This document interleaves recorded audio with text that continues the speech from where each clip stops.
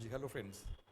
Friends, the question that we would be discussing today is from a modern history वाला portion, जो daily answer writing वाला जो part चल रहा है.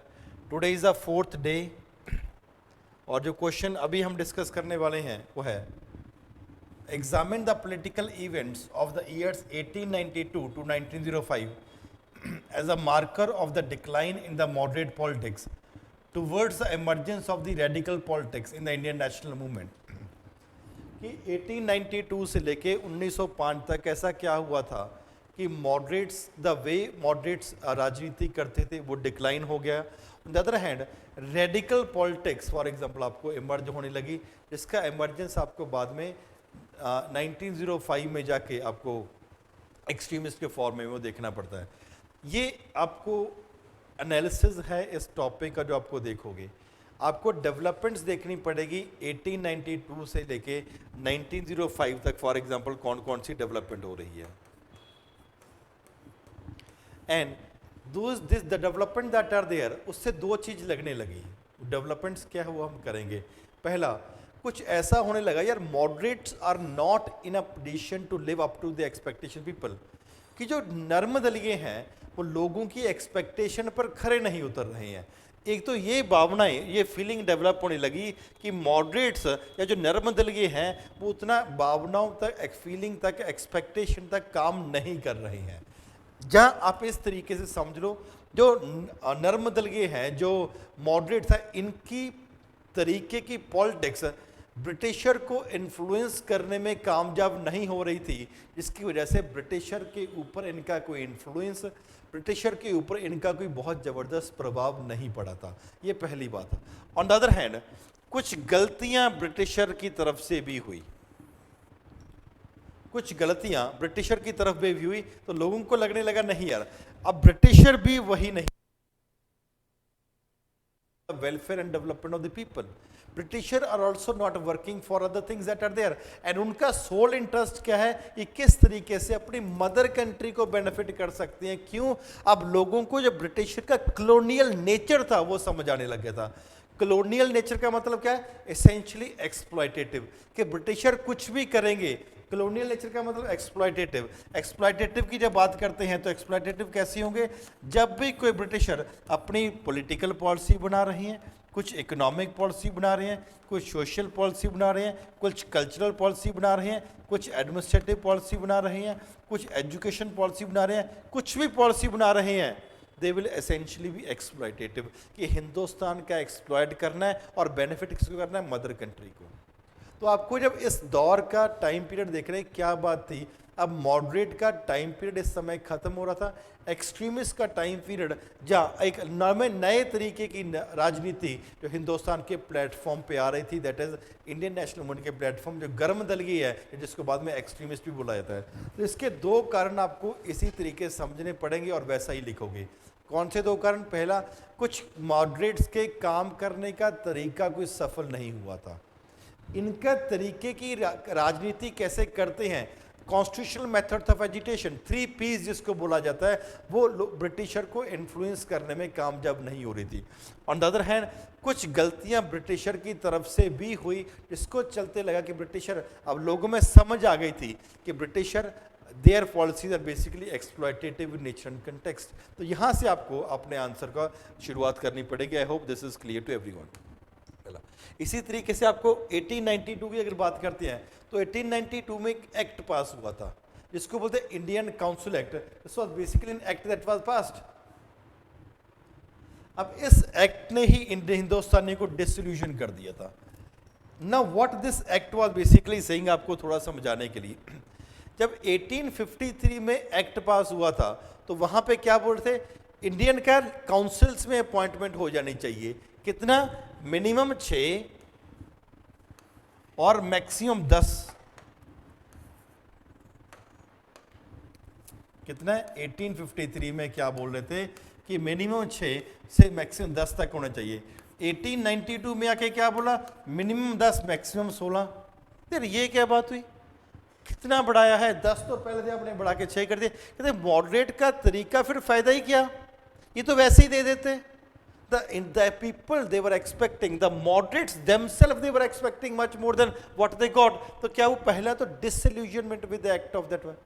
Secondly, आपको कोई भी बजट डाल दिया, the things that are there, counter questions, supplementary questions, discussions, not comprehensively they were not allowed. एक बार क्वेश्चन पूछा, उन्होंने आंसर दे दिया, नहीं कुछ सेकंड क्वेश्चन आप पूछ नहीं सकते. तो कहने का मतलब क्या हुआ, अब ऐसा ब्रिटिश एक्ट ऑफ 1892 जो पास किया गया था उसने ही लोगों को डिसइल्यूजनमेंट कर दिया. एंड अब पीपल डिसअपॉइंट होने लगे थे एंड वो मॉडरेट पॉलिटिक्स से छोड़ के एक रेडिकल मेथड्स ऑफ पॉलिटिक्स की तरफ फॉर एग्जांपल कंपैरेटिवली वो मूव करने लगे थे. पहला.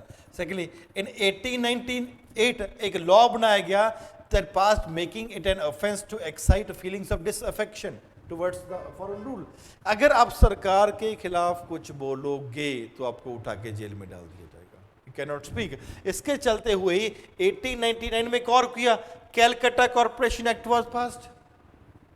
इसमें क्या हुआ, the number of Indians that were there उनको कंपैरेटिवली कम कर दिया. बिकॉज 1904 में 1899 में फॉर एग्जाम्पल जो बाद में कर्जन भी वहां पे थे, तो क्या था, he was basically guided with the feeling of superiority complex. अपने आप को सुपीरियर मानता था, हिंदुस्तानी को इन्फीरियर मानता था. And he was thinking that हिंदुस्तानियों में वो कैपेबिलिटी नहीं है गवर्नेंस अच्छे तरीके करने की. तो कॉर्पोरेशन लोअर लेवल ऊपर भी क्या किया, number of Indians that are there उनको कंपेरेटिवली कम किया. हिंदुस्तानी बोले क्यों कम कर रहे हो भाई, on the one hand you are saying कि ज्यादा हिंदुस्तानी होने चाहिए और अब लोअर लेवल के ऊपर भी घटा रहे हो, प्रॉब्लम है. In 1904 official secret act was passed.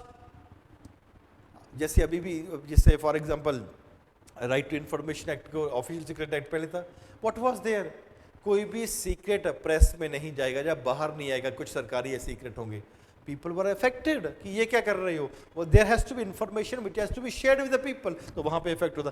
1897 Nathuram brothers ने फॉर एग्जांपल एक पॉलिटिकल मर्डर फॉर एग्जांपल वहां पे कैरी आउट किया गया. इनको फॉर एग्जांपल ट्राई किया गया but without any charges that were framed against them. कोई चार्जेस भी नहीं लगाए गए, सीधा उठा के जेल में डाल दिया. जब इस बात को क्रिटिसाइज किया गया, सेम थिंग फॉर एग्जांपल तिलक ने क्रिटिसाइज किया गया तो तिलक साहब को उठा के जेल में डाल दिया. And other news editors also. And not only long terms of imprisonment were there for arousing people against the foreign. और क्या बोला गया, आपके खिलाफ देशद्रोह, आप लोगों को भड़का रहे हो. जो आप पोएम्स वहां पे लिख रहे हो, पोएम्स लिखने की वजह से लोग भड़का रहे हैं और कत्ल कर रहे हैं ब्रिटिशर्स का. आपकी वजह से वो Nathuram and the people that are there, उसने फॉर एग्जांपल वहां पे जो किया है. द पीपल फाउंड, लोगों को लगने लगा दैट अब इन्होंने मॉडरेट्स की आने की वजह से जब ब्रिटिशर कुछ ना कुछ प्रमोट कर रहे हैं, what they should be promoting, they should be, कह क्या रहे थे, हम हिंदुस्तानियों को ज्यादा राइट्स देने की बात कर रहे हैं, हम हिंदुस्तानियों को ज्यादा लिबर्टी देने की बात कर रहे हैं. लेकिन क्या Calcutta corporation act, Indian corporation act liberty दे रही हैं? 1898 में sedition other things that are liberty है क्या? तिलक साहब को ज्यादा लोगों को उठा के जेल में डाल दे, लिबर्टी है? लोगों को लग रहा था लिबर्टी मिल जाएगी कांग्रेस फॉर्मेट होने से और कुछ आपको थोड़ा बहुत इंडिपेंडेंस, सॉरी आज़ादी मिल जाए. आज़ादी का मतलब इंडिपेंडेंस नहीं है, अपनी बात कहने की आज़ादी. लेकिन इनमें क्या मिला, elected elements were basically being reduced. अगर सरकार के खिलाफ कुछ बोलोगे आपको उठा के जेल में डाल दिया जाएगा. Not only this, other thing that were there, the attitude that was there with Lord Curzon convince the people that it is useless to expect from the Britisher, कि ब्रिटिशर से कोई फायदा ही नहीं है इनको करने का. And the attitude out of the Britisher were such that कि very moderate leader, even Gokhale जैसे लीडर भी बोले कि सही नहीं चल रहा भाई काम. Gokhale, a person of complete moderate leader, even he said that he was convinced that he complained that bureaucracy was trying to act as selfish and openly hostile to the national interest. अब लोगों को क्या करने लगा, ना socially और ना culturally britisher को इंप्रूवमेंट करने की कोशिश कर रहे हैं. And that's why britisher rule is no longer progressive. वही गोखले जो पहले क्या बोल रहे थे, they had a belief in the efficacy of the British rule. Britisher चले गए तो कोई फॉर एग्जाम्पल प्रॉब्लम हो जाएगी. अब गोखले वो क्या बोल रहे हैं, culturally and socially the British rule in India do not remain any more progressive at all. आप हमारी एसोसिएशन ही नहीं चाह रहे. तो वहां पे क्या हुआ, एक्टिविटीज काफी होने लगी जिसकी वजह से अलग अलग है. और not only this, Indian universities act was passed. और प्रॉब्लम क्रिएट करी। फॉर एग्जांपल क्या हुआ, official control, number of elected members that are there उनको कम कर दिया, और फॉर एग्जांपल नॉमिनेटेड को ज़्यादा कर दिया। हमारी यूनिवर्सिटी को कंट्रोल कर रहे हैं, हमारी कॉर्पोरेशन को कंट्रोल कर रहे हैं, हमारी स्पीच को कंट्रोल कर रहे हैं। Their attempts were basically being made. They were increasing, Indians were getting convinced that it is self-government that is essential. Self government की जरूरत है। अगर हमें इकोनॉमिकली प्रोग्रेस होना है, अगर कल्चरली प्रोग्रेस होना है, अगर पॉलिटिकली प्रोग्रेस होना है, तो हमें सेल्फ गवर्नमेंट की जरूरत है। इसके चलते क्या डिमांड किया गया, बाद में जब एक्सट्रीमिस्ट आई तो Swaraj, self rule within the British empire. क्यों? Because they got convinced at this point of time that not only that moderate method of politics have failed, but also British rule is no longer remaining progressive. अगर economic, अगर political, अगर culturally progress करना है, Indians at that particular point of time need self government. तो there इन्होंने बोला कि self government has to be there for a progress that is. और आप स्वदेशी मूवमेंट पढ़ते हो, वहां पे cultural other things that are there. Indian national movement had grown in capacity to, so that इनको लगा कि गवर्न कर सकते हैं। Leaders like Tilak, leader like Bipin Chandrapal अब बात करने लगे, प्रीच करने लगे सेल्फ रिस्पेक्ट, सेल्फ रिलायंस, आत्मशक्ति की कंपैरेटिवली वहां पे वो बात होने लगी। And said that we need to rely upon the character of the people, we need to rely upon the capacities of Indian people, कि हमें अपनी कैपेसिटी, अपनी क्षमताओं के ऊपर, अपने चरित्र के ऊपर भरोसा रखने की जरूरत है। क्यों? बिकॉज अब आइडियाज ऐसे आने लग गए थे eight this point of time. In belief of F self effort also created an अर्ज दैट, अब लोगों में एक उम्मीद आ रही थी, डिमांड आ रही थी कि we need to extend the national movement. Moderates, they were limiting, they were saying that the common masses are not in a position to understand politics. But because of their efforts, a good amount of nationalism had developed in India. काफी अच्छे level में nationalism develop हो गई थी। तो ये nationalism develop हो गई थी, दैट नेशनलिज्म हेल्प्ड इंडियंस। ये इससे हमें कामयाब, आसानी होगी। क्या आसानी होगी? हमें ब्रिटिशर का ट्रू नेचर समझ आ गया। जैसे फॉर एग्जांपल दादा भाई नौरोजी ने क्या बोला था, it is the drain theory of the wealth. जिसका मतलब सिर्फ यही नहीं होता कि पैसा यहां से जा रहा है, इसका तो ये भी होता कि पैसा जा रहा है जिसके बदले में हमें कुछ नहीं मिल रहा है। इंडियंस वर थिंकिंग अगर डेवलपमेंट करना तो इसी तरीके से they extending national movements, and therefore they saying that it should not be limited only to the few upper class educated Indians. कुछ चुनिंदा लोगों पे ही राजनीति सीमित नहीं होनी चाहिए, it should be spread to different parts. Therefore instead of political consciousness of the mass movement also rose, thus national movement तो अब रेडिकलाइजेशन की तरफ मूव हो चुका था, अब एक्सट्रीमिस्ट फेज की तरफ मूव हो चुका था, जिसके चलते हुए ही फॉर एग्जांपल जब स्वदेशी मूवमेंट लॉन्च करी जाएगी तो पूरे के पूरे देश में लॉन्च करी जाएगी, काफी एरियाज में लॉन्च करी जाएगी। जैसे Tilak he would be taking the movement to region of Maharashtra, Ajit Singh and Lala Lajpat Rai they would be taking the movement to Punjab, Sayyid Haider Ali he would be taking the movement to Delhi, Harish सरबोतम पहले down south रह जाएंगे। क्यों? अब awareness, अब आम लोग इस राजनीति से जुड़ना चाह रहे थे। therefore the time had come at this point of time 1892 से लेकर 1905 तक मॉडरेट्स की गलतियां हुई, ब्रिटिशर की गलती हुई, लोगों में अवेयरनेस आई थी, and new movement, new phase started in politics at the Indian national movement at that particular point of time, and that is known as extremist phase. इस तरीके से फ्रेंड्स अपना आंसर लिखोगे, आपको काफ़ी अच्छे मार्क्स मिलने के चांसेस है। तो फ्रेंड्स आज की सेशन हम यहीं पे रोकते हैं। Tomorrow we would be discussing the next question. Thank you very much.